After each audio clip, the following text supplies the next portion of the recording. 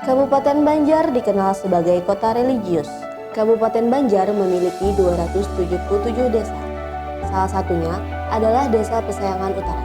Berdasarkan cerita orang atau tetua masyarakat menyatakan bahwa pada awalnya Desa Pesayangan Utara ini merupakan bagian dari Desa Pesayangan Seberang Sungai.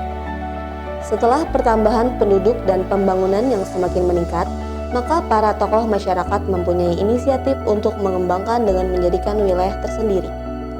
Oleh karena itu, sekitar tahun 1980, Desa Pesayangan Seberang Sungai dimekarkan menjadi dua bagian, yaitu Desa Pesayangan Seberang Sungai dan Kelurahan Pesayangan.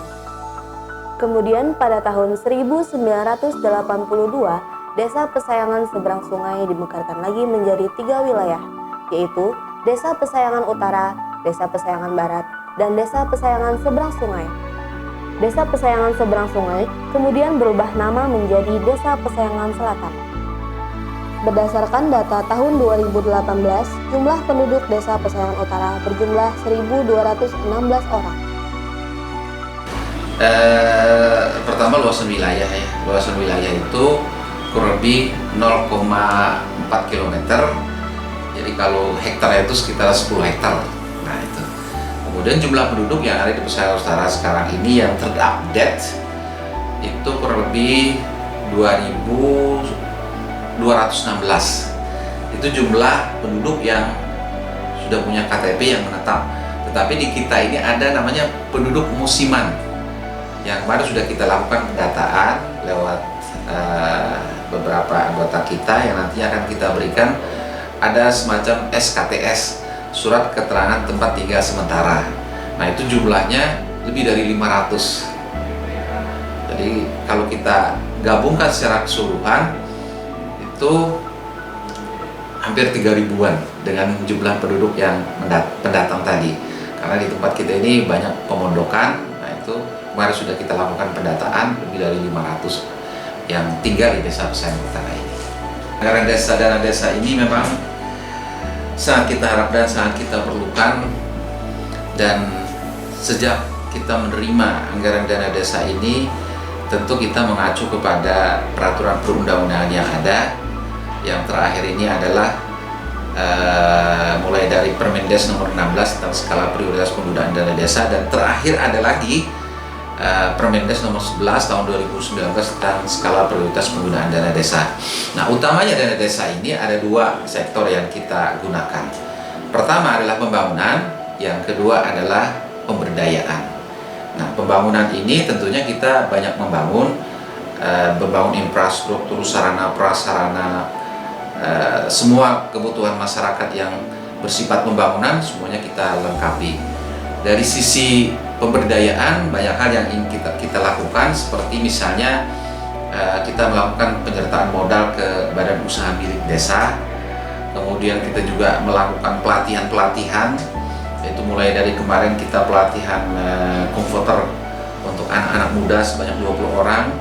Kemudian di tahun berikutnya juga kita melakukan pelatihan jahit-menjahit untuk generasi muda, ibu-ibu, remaja-remaja pemuda itu kita lakukan pelatihan menjahit sebanyak 20 orang.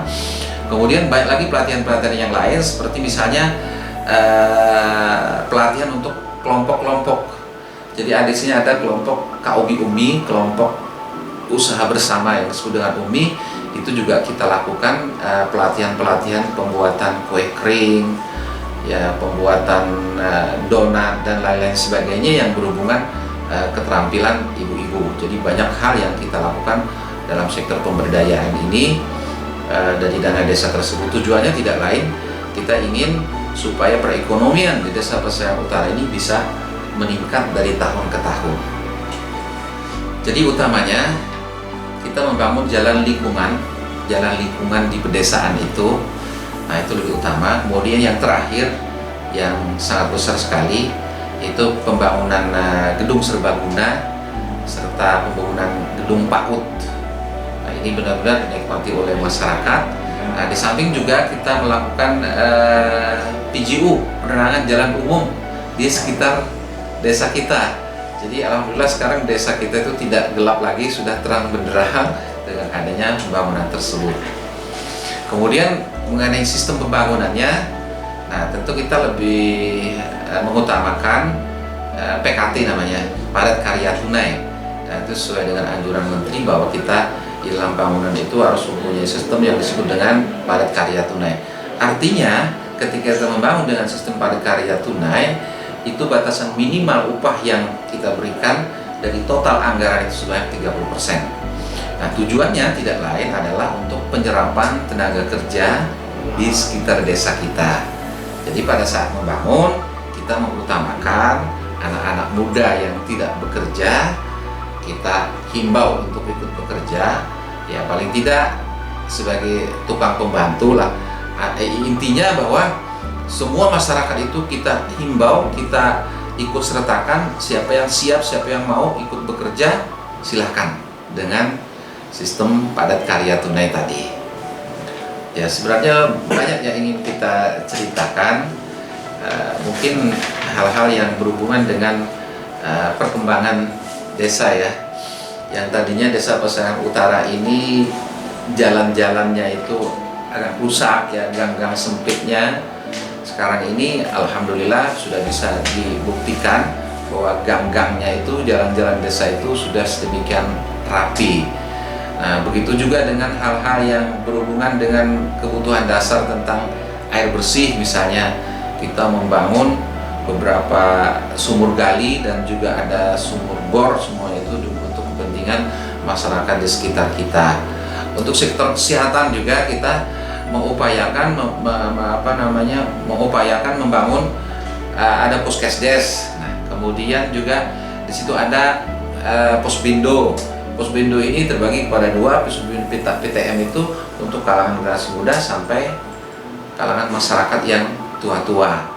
Begitu juga untuk hal-hal yang lain, terutama hal-hal yang berhubungan dengan penanganan stunting ya. Penanganan stunting ini itu sejak awal kita sudah melakukan hal itu, mulai dari penambahan susu buat ibu hamil, nah itu air bersih, sanitasinya, itu hal-hal yang berhubungan dengan stunting, dan ini sudah kita lakukan sejak beberapa tahun yang lalu agar masyarakat itu baik dari sisi pendidikannya, dari sektor pendidikan juga dari sistem pendidikan juga kita membangun PAUD, kemudian kita memberi insentif kepada guru-guru yang ada di wilayah Desa Pasayan Utara itu, apakah itu TPA Al-Quran, PAUD, kemudian ada sekarang ini yang baru lagi ada Pondok Tahfidzul Quran lah, bahasanya seperti itu juga kita berikan. Ya, tujuannya agar masyarakat Desa Pasayan Utara itu baik dari sisi pendidikan, kesehatannya, kemudian ekonominya, semua bisa meningkat, semua bisa dengan baik. Nah, ini semuanya tentu dengan berkat dana desa ini, dan kita pun juga berupaya ke depannya bahwa Desa Pasayan Utara ini menjadi desa yang mandiri dari sektor perekonomiannya. Sebab itu kita selalu menggenjot usaha-usaha kecil itu, kita bantu baik dari si pelatihan maupun pendanaannya supaya ekonomi masyarakat di sekitar kita ini bisa tumbuh berkembang dan terus tumbuh berkembang sehingga Desa Pasayan Utara menjadi desa yang mandiri. Itu yang kita harapkan ke depannya.